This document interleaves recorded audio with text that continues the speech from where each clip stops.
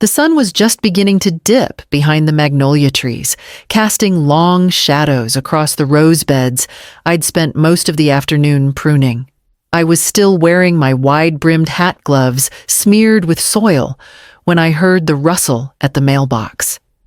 Usually, it was just catalogs or donation letters I never opened, but this envelope was thick, stiff, and too formal for junk. My name, Mrs. Marla Whitmore, was printed in that tight, lawyerly font I'd learned to recognize over the years.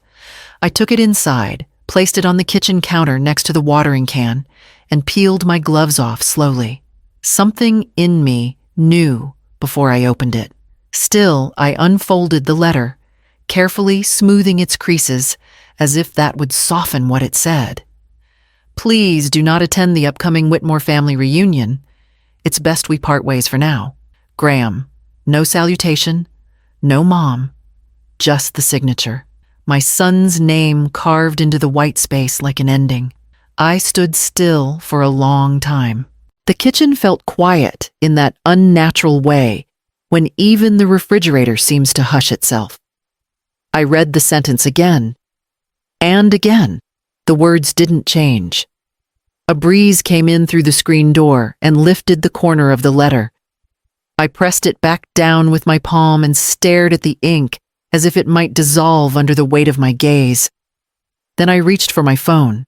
My thumb hovered over the keyboard for a few seconds longer than necessary. Understood, I typed. One word, no punctuation. I hit send. Outside, the garden hose lay half-coiled near the hydrangeas forgotten. The water still ran in a quiet stream over the gravel, steady, careless.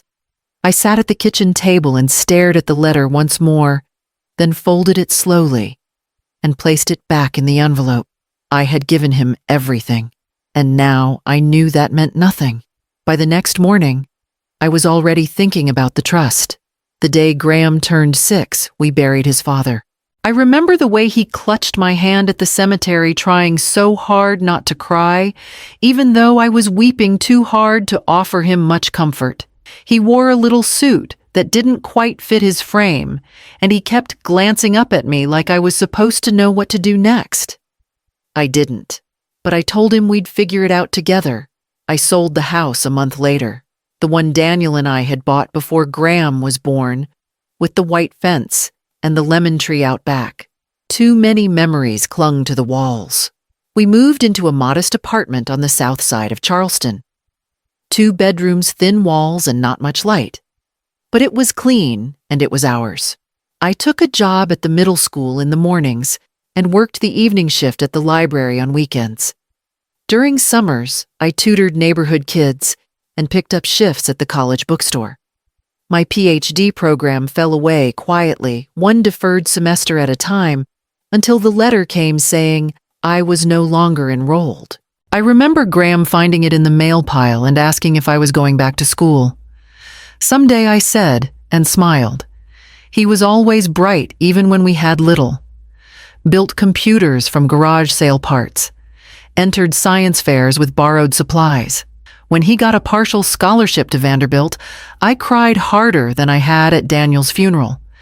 The rest we made work with grants, side gigs, and loans I should have never signed, but did anyway.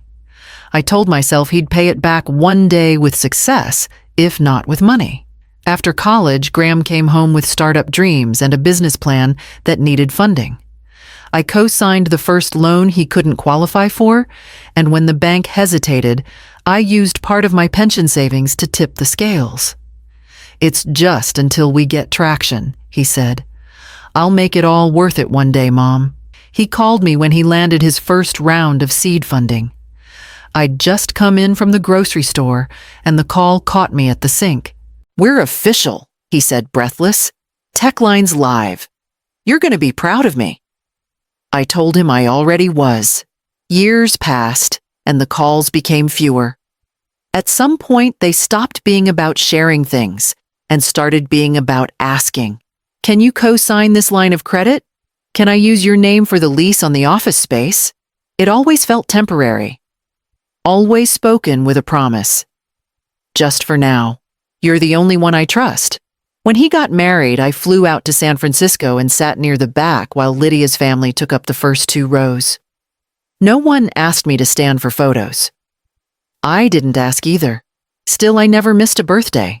Never missed a transfer when he needed help smoothing out a payroll month. And when I opened that letter yesterday, I thought maybe I'd imagined the distance all these years, but I hadn't. That morning, I brewed a fresh pot of coffee and took out the old file from the bottom drawer, the one with the trust paperwork. It was a Thursday morning when I saw the photo. My niece Ava had posted a boomerang on Instagram, her flipping through a set of thick, embossed invitations tied with navy ribbon. She was holding one up like a trophy. The caption read, "Can't wait for the Whitmore family reunion Napa. Here we come." I stared at the screen a full minute before I let myself breathe. I hadn't received anything. Not a phone call. Not a text. Not even a mass email. I scrolled through the comments. Lydia had left a row of heart emojis. Someone from her side of the family chimed in with, "Can't wait to see everyone. Governor might be coming too." Another said, "The Whitmores know how to throw a legacy event." Legacy. I refreshed the mailbox that afternoon. Just junk. A charity catalog. A coupon for tire rotations. I checked the kitchen counter. The hall table, the space beneath the front door, where envelopes sometimes slip through. Nothing. That night, I called Ava. I didn't ask directly, just made light conversation, asked about her new internship, and let her talk. Eventually, she said, "Isn't it exciting about the reunion? Lydia's been working with some PR folks to get it featured in Heritage Families magazine." Then casually, "Are you and Uncle Graham flying in together?" I said I didn't think I'd be going. Ava was silent for a moment and then said, "Oh, I'm sure it was just an oversight." It wasn't. 2 days later, Graham called while I was on the porch, having tea with my neighbor Ruth. He was on speaker. I kept the phone beside me on the table. "I just don't think it's smart to have her there," he said, his voice clipped and cold. "She doesn't understand the kind of image we're trying to project now. Lydia's parents have been coordinating the guest list with the Bradfords and Optics Matter." Ruth looked at me sharply, but I just stared out at the garden, silent. "I'm not trying to be cruel," Graham added, "but sometimes you have to curate your legacy." I ended the call before he finished. Ruth didn't say a word. She just reached over and placed her hand on mine, firm and quiet. The next morning I called Elliot. Elliot still kept his office in the old converted carriage house on Broad Street, the same place Daniel and I first met him when we updated our wills after Graham was born. I hadn't been inside in over a decade, but the moment I stepped through the heavy oak door, the quiet stillness of the place folded around me like an old coat. He looked up from his desk and gave me that patient nod of his. "Marla," he said gently, "I was wondering if I'd be hearing from you." I didn't sit right away. I just placed the envelope with Graham's letter on the desk between us. Elliot read it, his expression unreadable. Then he looked up at me. "You're sure?" I was sure the moment I realized he meant every word. We spent the next hour going through the trust paperwork. The original setup had been simple $1.5 million in real estate proceeds Daniel had left behind, placed in a long-term trust intended to support Graham's future. I'd kept it quiet, waiting for the right time to tell him. But when his startup gained momentum and he was borrowing from investors, I figured it was the right moment. I told him then. He called it generous, called me thoughtful. I called it love. "I want him removed," I said. Now my voice steady. Elliot didn't flinch. "Do you have an alternate beneficiary in mind?" I did. I pulled out a folded sheet from my purse and passed it to him. On it, the name of my goddaughter, Jade Taylor. 19, working part-time at a grocery store while raising her 2 younger siblings after her mother's overdose.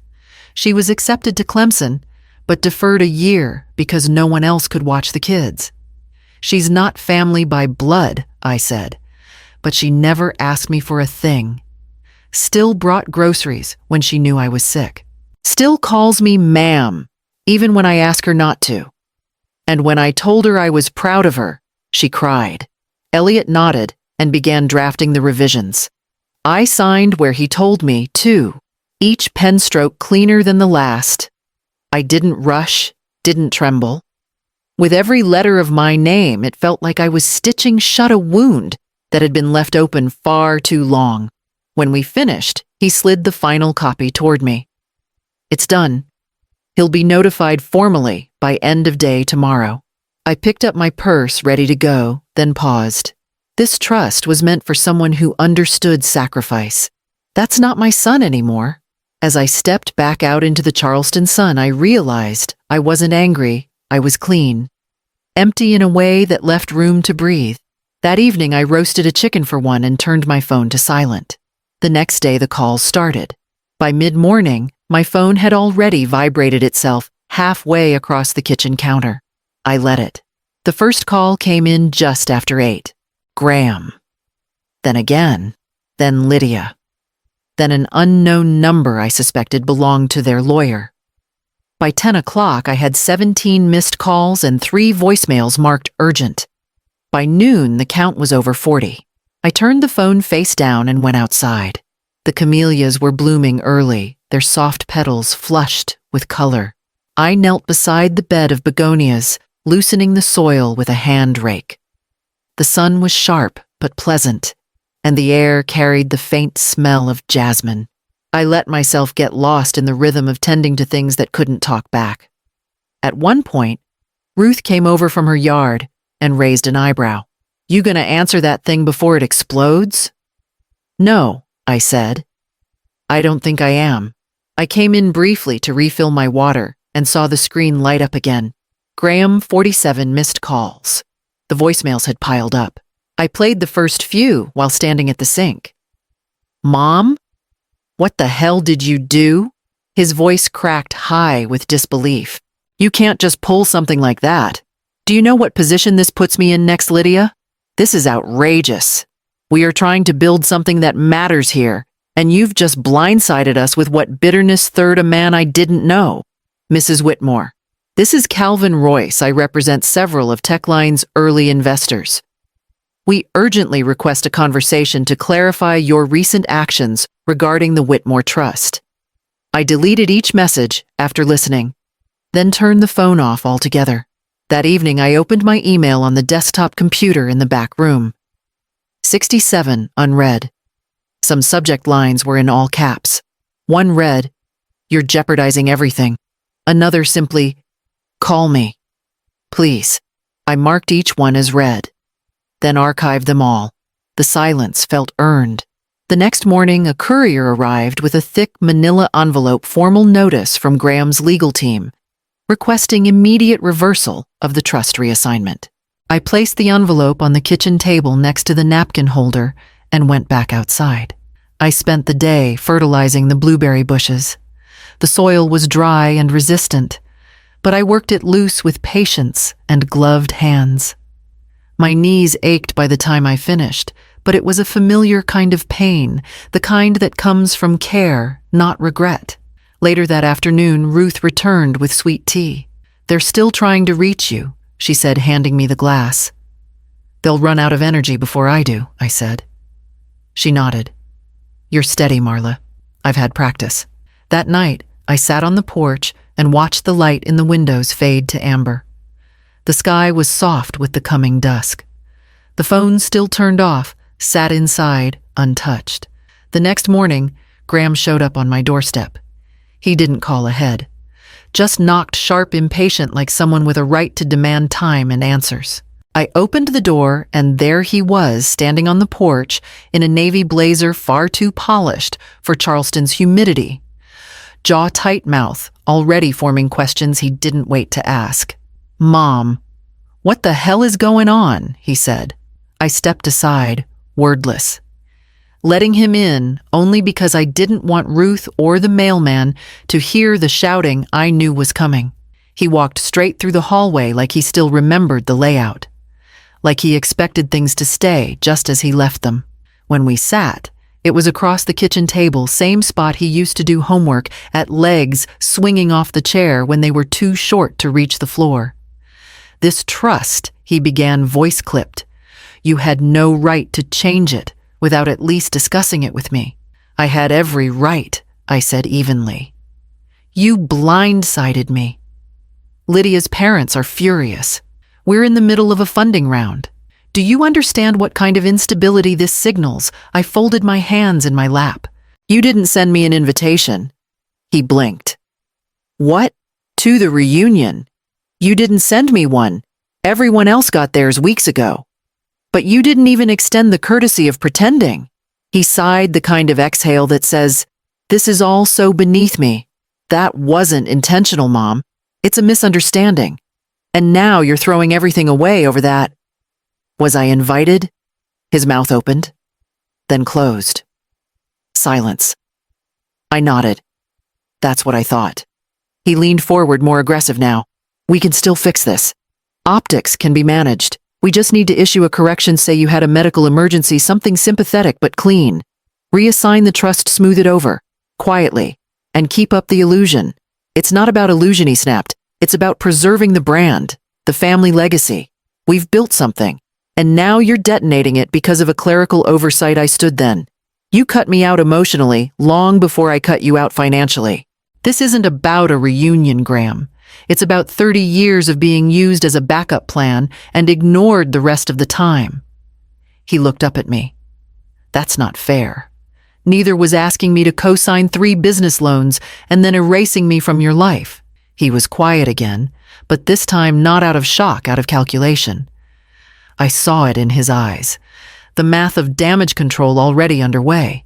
When he stood, he didn't thank me, didn't apologize, just said, "We'll see what our lawyers advise," and walked out.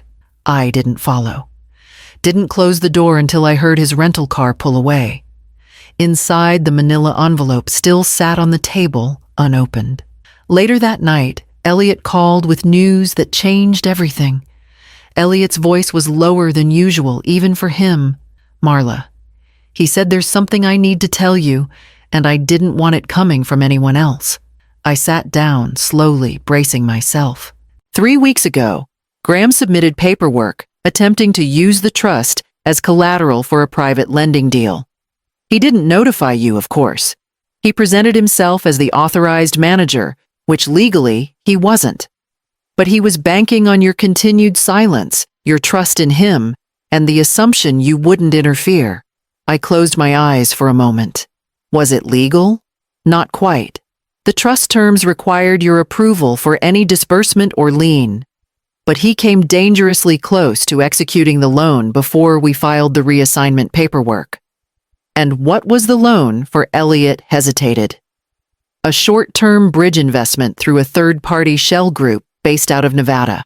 I've reviewed the company, Marla, it's shaky at best. Possibly a front for shifting high-risk assets off Techline's books ahead of their next round of funding. If you hadn't pulled the trigger when you did, and that deal had gone south, you could have been liable. I stayed quiet. It felt like the kind of moment that should come with rage, but instead, I just felt a slow, cold understanding slide into place. A weight that settled in and filled all the empty space he'd left. "Elliot," I said, "I wasn't just left out. I was being positioned. Again." He didn't argue. He just said, "You did the right thing. And not just emotionally, financially, legally. You protected yourself." I thanked him, though it felt insufficient. After we hung up, I sat at the kitchen table for a long time with the lights off, listening to the hum of the refrigerator and the creak of the wood floor beneath the ceiling fan. He hadn't just excluded me. He'd gambled with me in silence, counting on the same loyalty I'd always shown. And he would have done it again. By the time I went to bed, the manila envelope was in the trash, ripped clean through the middle. The next day, I got a message from Jade. Jade met me on a Monday afternoon wearing the same faded green hoodie I'd seen her wear all winter. She looked nervous, eyes darting from the bank's high ceilings to the polished tile floors, like she didn't quite believe she belonged there. I told her she did. We sat with the banker and I explained the account.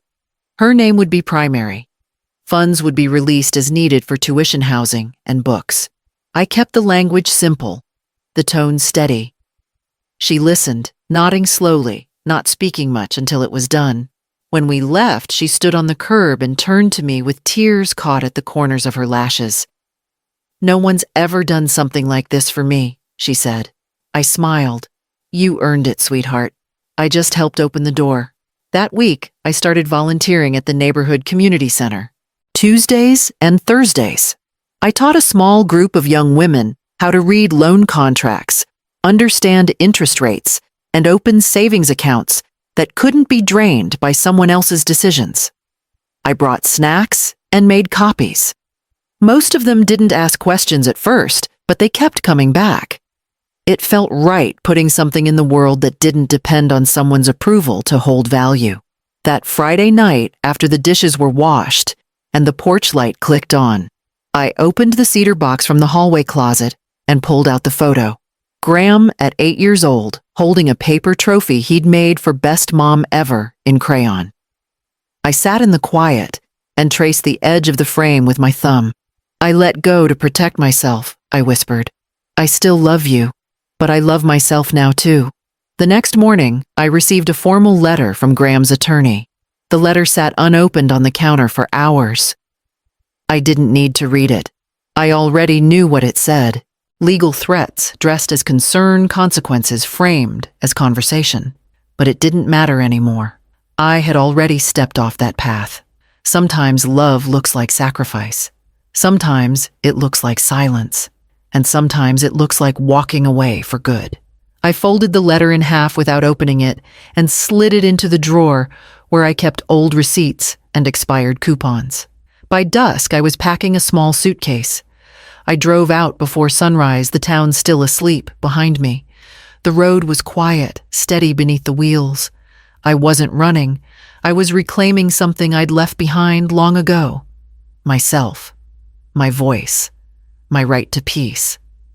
We don't always get to choose who we love, but we do get to choose who we keep. And sometimes the bravest act of love is letting go. If you've ever had to walk away from someone you gave everything to, I hope you know you're not alone. I'll be reading your stories, every single one.